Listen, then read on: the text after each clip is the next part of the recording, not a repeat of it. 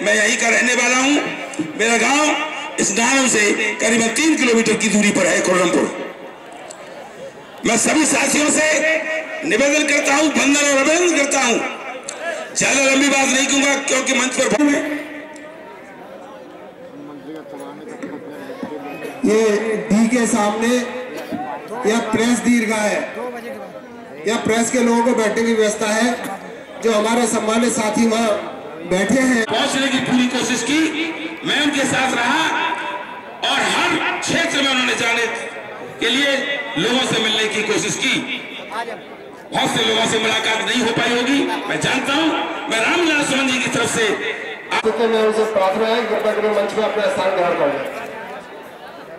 स्थान ग्रहण कर लें। हमारे बीच में महामंत्री भाई कृपाल सिंह यादव जी,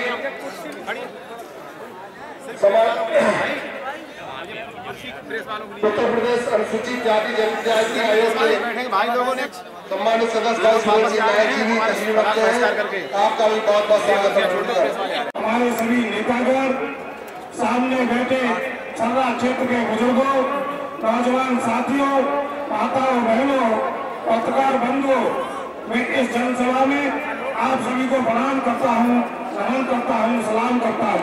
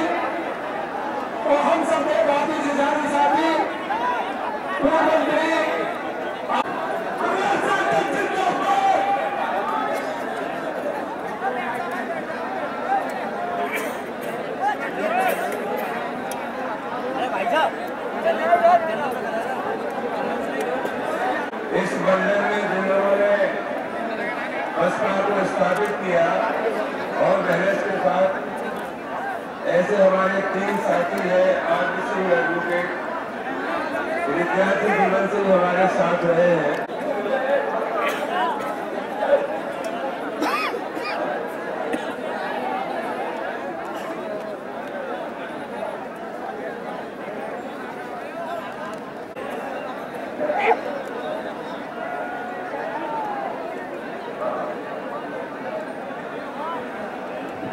सभी सम्मानित नेतागण,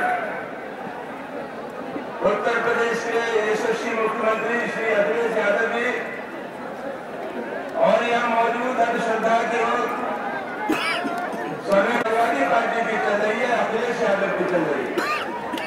और मैं बहुत नम्रतापूर्वक आपसे कहना चाहता हूँ कि लोकसभा के जो चुनाव परिणाम आएंगे उनसे इनकी गलतफहमी दूर हो जाएगी। दोस्तों, मैं आपसे एक ही निवेदन करना चाहता हूँ जिसकी मुझे तकलीफ की है। 45 साल पहले जब राजनीति में आए थे तो डॉक्टर लोहिया को अपना आदर्श माना और समय के साथ सत्तामूलक समाज की स्थापना के लिए हमने अपने आप को समर्पित किया। बेहद अफसोस है कि आज लोगों ने राजनीति को व्यापार बना दिया है। ये राजनीति व्यापार नहीं, राजनीति लोगों की खिदमत करने का जरिया है। आज कुछ बेसबूर और नादान लोग भी राजनीति में आ गए हैं और वो राजनीति में जिस तरह से का दाम लगाया जाता है इस तरह से राजनीति में आ गए। दोस्तों, आज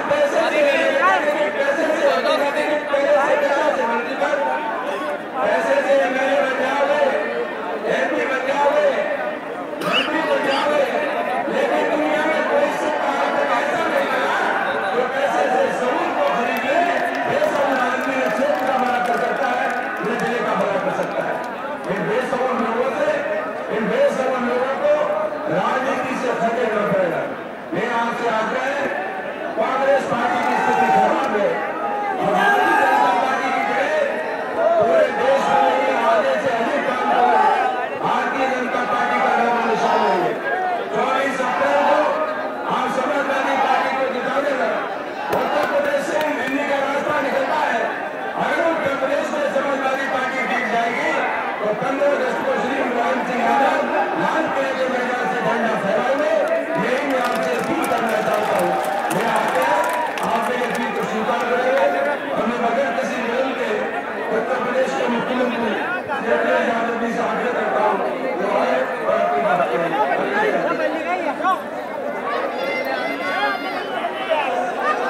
ये गाँव के लोग मुसलमानों के लिए बहुत कुछ दिया। मैं सिर्फ ये कहना चाहता हूँ, कुर्सी निकालो। हिंदुस्तान को ये मैं आपको मशवरा दे के जा रहा हूँ। इसी कारण से अगर आप भी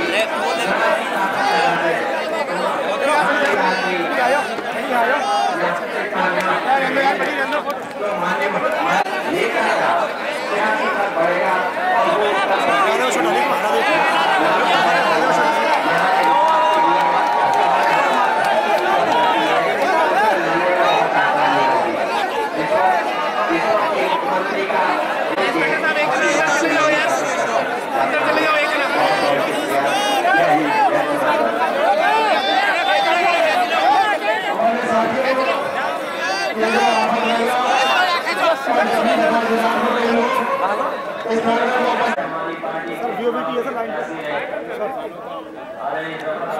काम है आप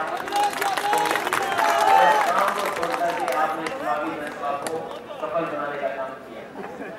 सुबह पहली जनसभा की मैंने आपके ही प्रत्याशी की थी।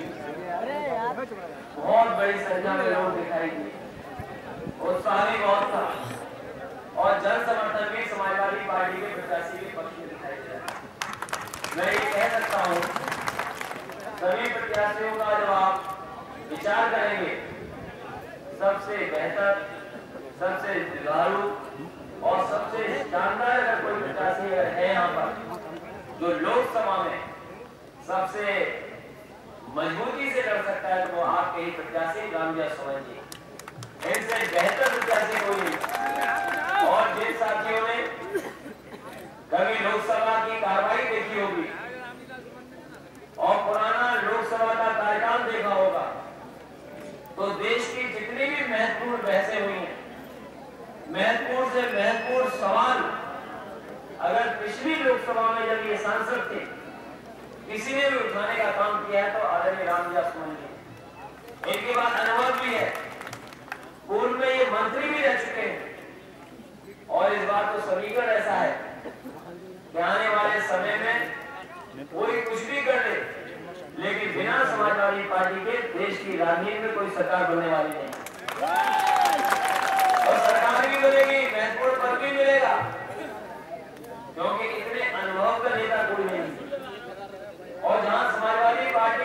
साल का कार्यकाल है, अगर वो उपलब्धियों पे भी मुकाबला करेंगे, अगर और प्रदेश और भारतीय जनता पार्टी या कांग्रेस या अन्य किसी दल की जो सरकारें चल रही हैं किसी भी प्रदेश में, इतने काम जितने समाजवादी पार्टी की सरकार ने किए हैं, ये तमाम काम उनकी सरकारों में आप नहीं किए।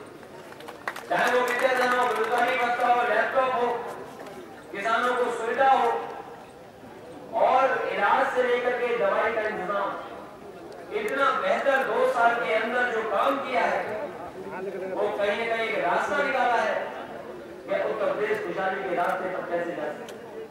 उस दिशा में समाजवादी पार्टी ने ठोस काम किया है और हम भरोसा दिला सकते हैं कि जिस तरीके के कार्यक्रम बने, जिस तरह के फैसले सरकार ने लिए हैं, इसी रास्ते पर अगर प्रदेश चलेगा, इसी ठोस विकास के रास्ते पर अगर प्रदेश चलेगा, तो आने वाले समय में तमाम प्रदेश आपकी उत्तर प्रदेश की सरकार की योजनाओं का उदाहरण देकर के हो सकता है नकल भी करें।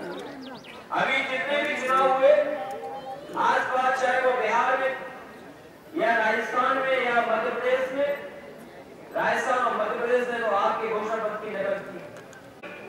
जो घोषणा पत्र नेताजी ने बनाया, जिस घोषणा पत्र को लेकर के हम आपके बीच में बैठे, उस घोषणा पत्र की नकल की और कई लोगों ने कोशिश की है कि जो उत्तर प्रदेश में काम हो रहा है उनके प्रदेश में भी होने लगे, लेकिन वो प्रदेश कामयाब नहीं हो पाए।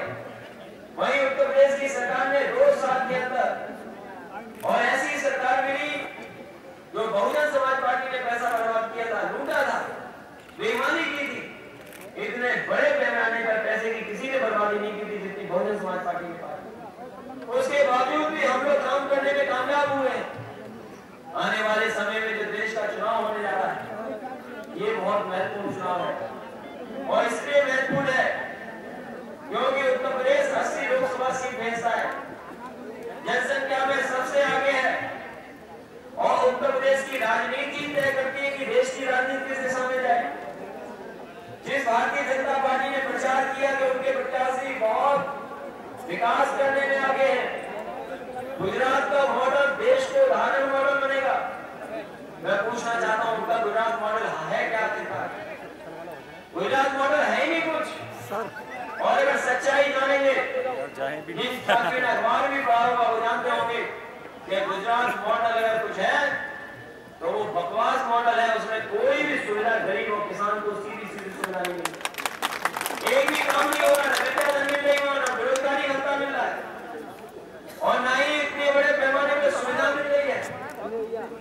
किसानों को तो केवल अभी हम लोग ने सिंचाई माफ कर पाए हैं, एनडीबी का कर्ज माफ कर दिया 50,000 तक का, और ये भी फैसला ले लिया अगर किसान ने कर्ज लिया है, अगर नहीं दे पा रहा है, कानून हमने बना दिया उत्तर प्रदेश में कि उसकी जमीन नीलाम नहीं होगी, हमारे किसान की जमीन नीलाम नहीं होगी।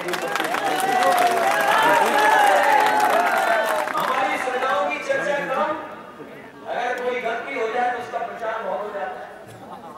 एक बार एक अधिकारी को हमने सजा दे दी, आप जानते होंगे हफ्ता 10 दिन लगातार अखबारों में टीवी पे चलाया, और जब हमने उसी अधिकारी को अच्छी पोस्टिंग दे दी तो बताओ कोई धन्यवाद दिया होगा? कोई धन्यवाद नहीं।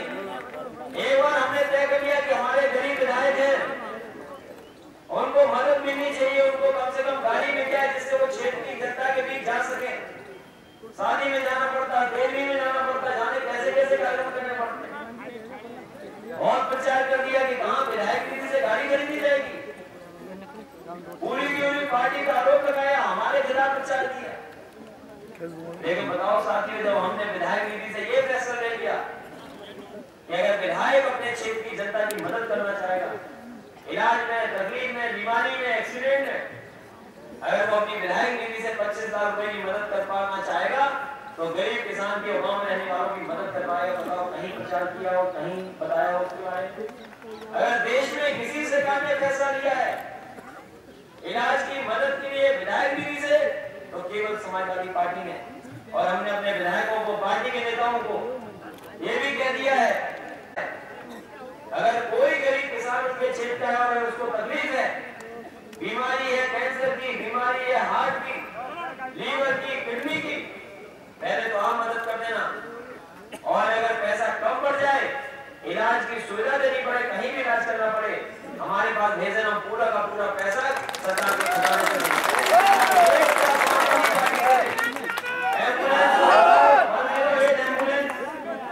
समाजवादी एम्बुलेंस 108 वो लोग गाँव पहुंचने के नहीं पहुंचे और बिना भेदभाव के पहुंच रही। अगर बुलाना पड़ जाए, मदद की चाहिए हो तो एक भी पैसा नहीं देना पड़ेगा।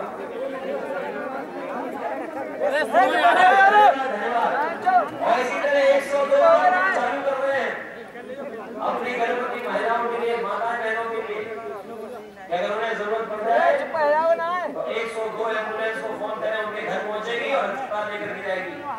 और 1 महीने तक अगर हमारी माता को जरूरत पड़ेगी, बहन को जरूरत पड़ेगी, तो 1 महीने तक लगातार अस्पताल और अस्पताल से घर पहुंचाने का काम करेंगे, एक भी पैसा नहीं देना। और भी सुविधाएं देना चाहते हैं हमको, और भी सुविधाएं देना चाहते हैं। नेताजी ने तय कर दिया है, अपने घोषणा पत्र में लिख दिया है, केंद्र सरकार बनेगी तो गरीबों का और हमारे किसानों का पूरा का पूरा दवाई का इलाज मुफ्त होगा, एक भी पैसा नहीं देना पड़ेगा गरीब को। इसके साथ साथ पढ़ाई के लिए भी, और पढ़ाई पूरी की पूरी संपूर्ण पढ़ाई मुफ्त होगी, एक भी पैसा नहीं देना पड़ेगा। क्योंकि अगर दवाई और पढ़ाई मुफ्त कर गए और अगर किसानों को सुविधा देती तो याद रखना, जितने भी देश आज आगे बढ़े हैं दुनिया में, उन देशों ने अगर अपने किसानों की मदद की है, खुशहाली लाने का काम किया है, और अगर पैदावार की सही कीमत दे दी है और दवाई और पढ़ाई मुफ्त कर दी है, वो देश आगे बढ़ गए, वो आज दुनिया में आगे दिखाई दे रहे हैं।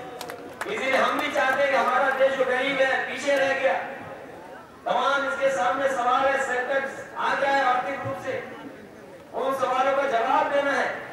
और ये जो प्रधानमंत्री पद के दावेदार है जो बीजेपी के, याद रखना बीजेपी बहुत होशियार है, और मैं तो कहता हूं कि भारतीय जनता पार्टी से ज्यादा चालू पार्टी कोई नहीं है। ये कब क्या प्रचार करते पता ही नहीं, हजारों करोड़ रुपए खर्च कर रहे हैं अपने प्रचार में।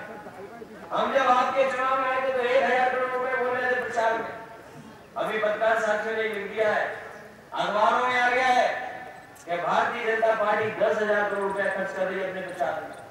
अगर 10,000 करोड़ रुपए खर्च होंगे, अगर राजनीतिक दल 10,000 करोड़ केवल प्रचार में खर्च करेगा तो हो सकता है वोट में दूसरा दल ज्यादा खर्च करते। ये जो प्रचार से अगर प्रभावित हो गए, हमारे समाजवादी साथियों गांव में हर जगह समझाइए लोगों को, अगर प्रचार से प्रभावित हो गए तो भ्रष्टाचार को कोई रोक नहीं सकता।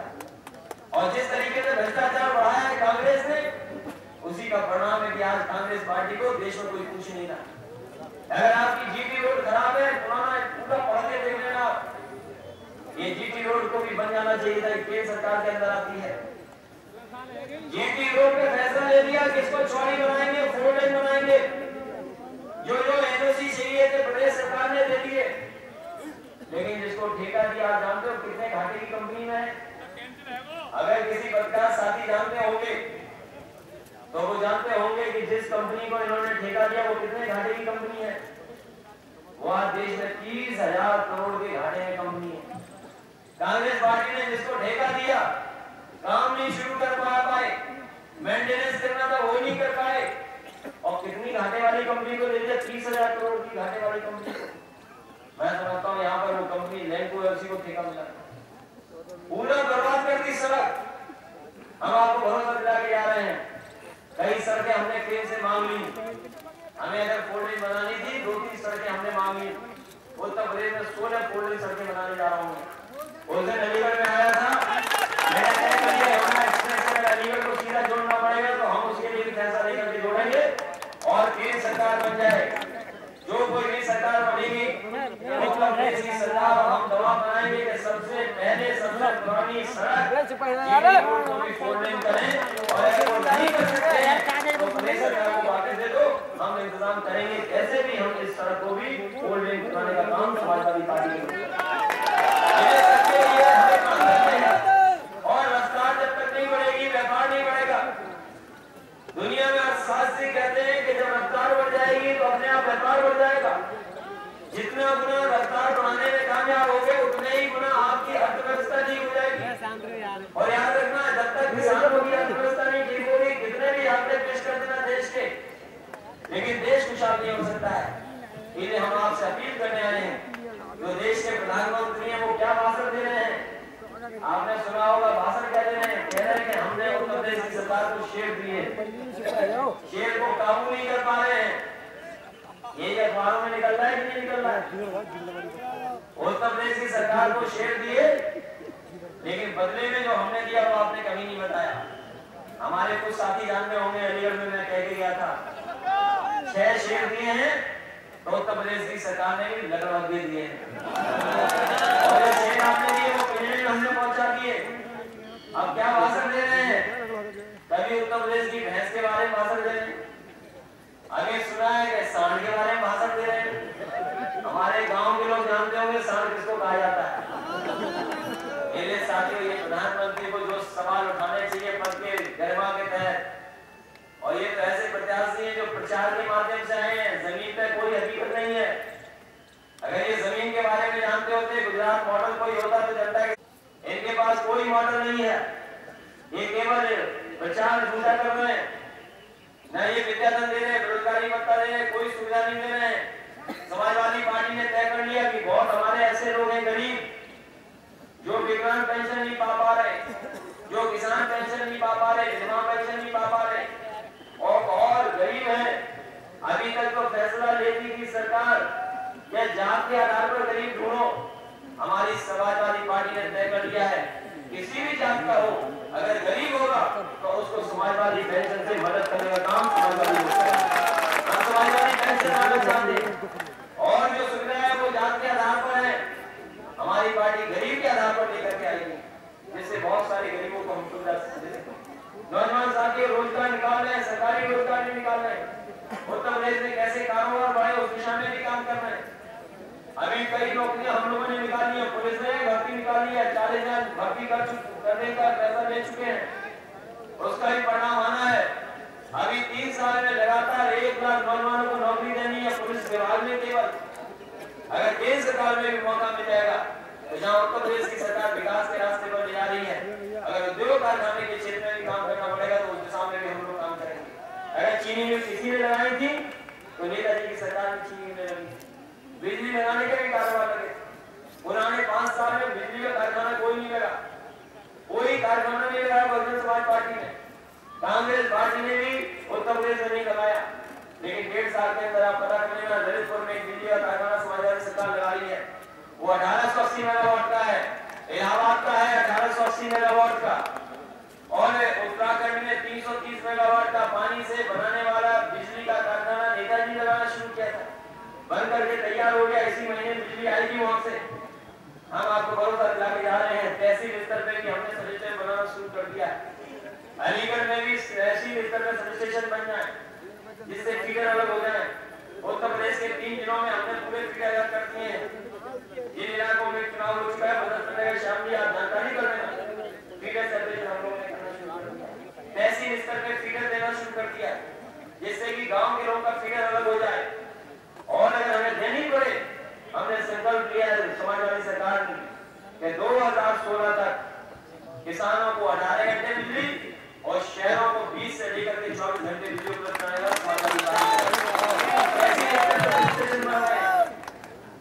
जिस तरह एम्बुलेंस का इंतजाम किया है, उसी तरह बिजली लगाने का भी फैसला ले रहे हैं। हम जानते हैं हमारे साथी बहिष्कार की बात कर रहे थे, उनका नाला बहुत छोटा है और बिजली का इंतजाम अलग से हमसे पैसा लेने वाला केस हम सरकार के माध्यम से उनका करवा देंगे।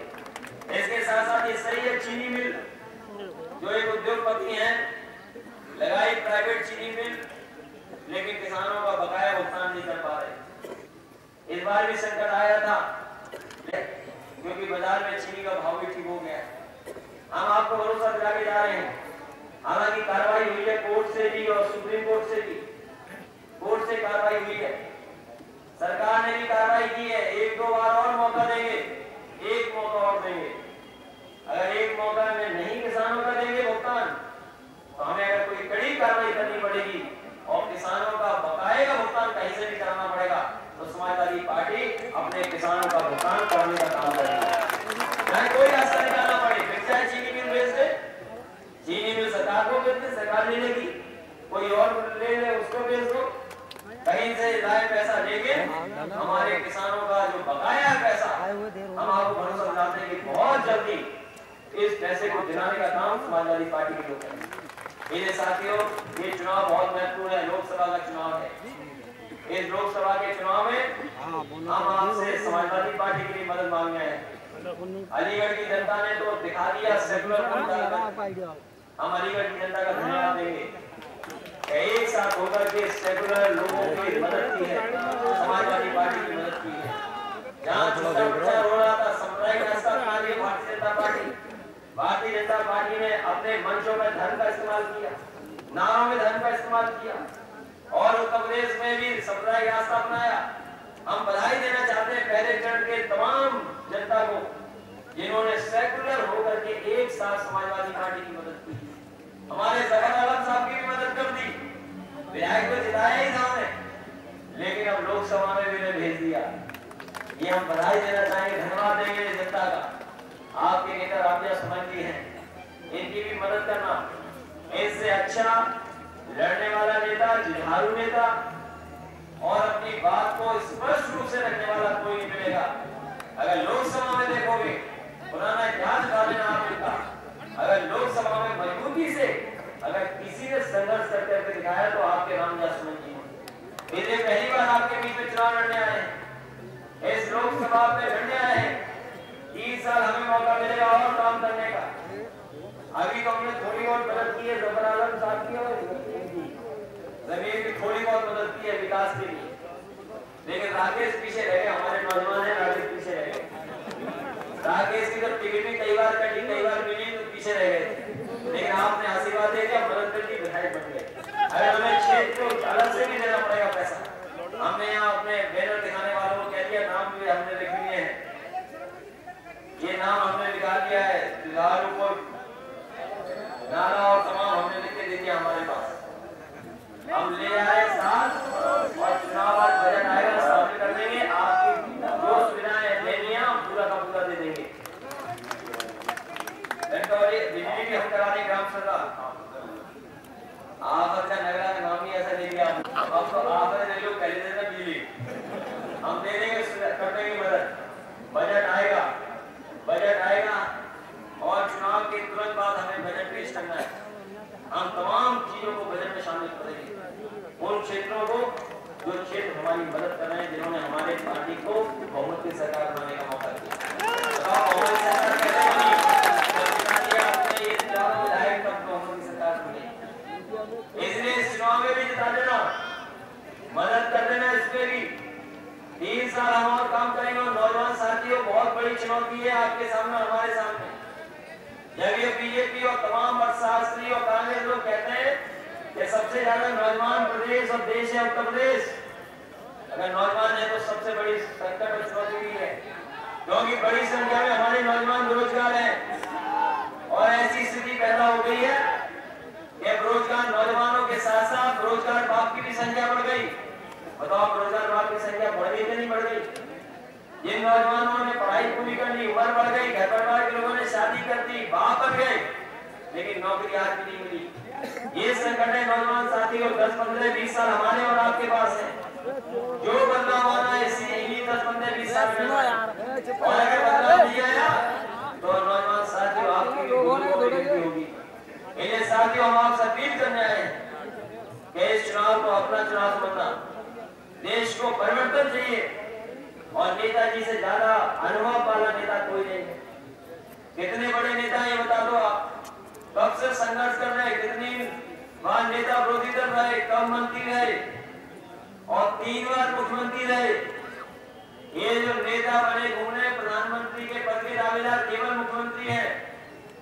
नेताजी तो 3 बार मुख्यमंत्री रहे, डिफेंस मिनिस्टर रहे, कई बार नेता विरोधी दल रहे और उन्होंने हमें भी मुख्यमंत्री बना दिया। बताओ, जो नेताजी के जो है प्रधानमंत्री के दावेदार, वो 3 ही बार के मुख्यमंत्री हैं, उन्होंने तो किसी को बनाया नहीं मुख्यमंत्री। कम से कम नेताजी 3 बार मुख्यमंत्री रहे, नेता डिफेंस के रक्षा मंत्री रहे और उन्होंने हमें भी मुख्यमंत्री बना दिया। तो इससे बड़ा नेता देश में कोई नहीं है, नेताजी से बड़ा। किसानों का, गरीबों का नेता कोई बड़ा नेता नहीं। हम समाजवादी पार्टी के लोग चाहते हैं कि नेताजी की भूमिका महत्वपूर्ण दिखाई दे देश की राजनीति। इन्हें पहले चरण में तो जितनी हम लोग काफी सीटें जीत के आ रहे, पहले से ज्यादा जीत के आ रहे हैं। दूसरे चरण में भी अच्छा परिणाम आएगा। ये तीसरा चरण है जिसमें आपको मतदान करना है। मुझे भरोसा है कि जहां दूसरे चरण का चुनाव प्रचार खत्म हो रहा है और तीसरे चरण में हम लोग जा रहे हैं, दूसरे चरण में भी अच्छी सीटें पार्टी जीतेगी। हमें भरोसा है कि तीसरा चरण जो सबसे महत्वपूर्ण है, आपका हाथरस है ही, फिरोजाबाद भी जीत रहे, एटा भी जीत रहे, फरुखाबाद भी जीत रहे, कन्नौज हमारा लोकसभा है, हम भी जीत रहे हैं। तो बताओ हाथरस के लोग पीछे रह जाओगे? इसलिए जो पूरी लाइन जीत रहे, आगे बताइए, एटा है, फरुखाबाद, फिर कन्नौज है कि नहीं है? जब वहां तक जीत रहे तो हाथरस के साथ पीछे क्यों रहोगे? अगर केंद्र में हिस्सेदारी चाहते हो, नेताजी को चाहते हो कि केंद्र में सम्मान मिले, तो इससे अच्छा मौका समाजवादी को नहीं मिलेगा। और उत्तर प्रदेश जब राजनीति तय करता है तो नेताजी को आप ज्यादा से ज्यादा लोकसभा की सीटें जिता दो, नेताजी की भूमिका देश की राजनीति में दिखाई देगी। और यही हम सब लोग चाहते हैं। हो सकता है तीसरे मोर्चे की सरकार बन जाए। जो लोग आवाज दे रहे हैं, तमाम तरह का झूठा प्रचार कर रहे हैं, वो कहीं नहीं सरकार बनने जा रही है। कांग्रेस तो बहुत नीचे चली गई है और कांग्रेस के लिए भी हम लोगों ने कहा कि जब सबसे ज्यादा कमजोर कांग्रेस पार्टी होगी तो सबसे अच्छा दोस्त अगर कोई कांग्रेस का होगा तो समाजवादी पार्टी होगी। कांग्रेस जब सबसे ज्यादा कमजोर होगी तो समाजवादियों के करीब सबसे ज्यादा होगी। ये कहीं भी सरकार पार्टी की बीजेपी की सीटें नहीं बढ़ रही। इन्हें सांप्रदायिक ताकतों को हराने के लिए, ये जो सांप्रदायिक का रास्ता अपना रहे हैं, इनको हराने के लिए हमारे गरीब किसान ये रोजाना हम लोग सुविधा दे रहे हैं। उत्तर प्रदेश की सरकार से केंद्र में हम लोग पहुंचेंगे तो केंद्र से सुविधा दिलाने का इन्हें हमें ज्यादा से ज्यादा वोट देकर के आदरणीय रामदास जी को लोकसभा में भेज देना। बहुत बहुत धन्यवाद, बहुत बहुत मैं आभार व्यक्त करता हूँ। और ये पर्चा तुम्हारा ले जा रहा हूँ। बहुत बहुत धन्यवाद।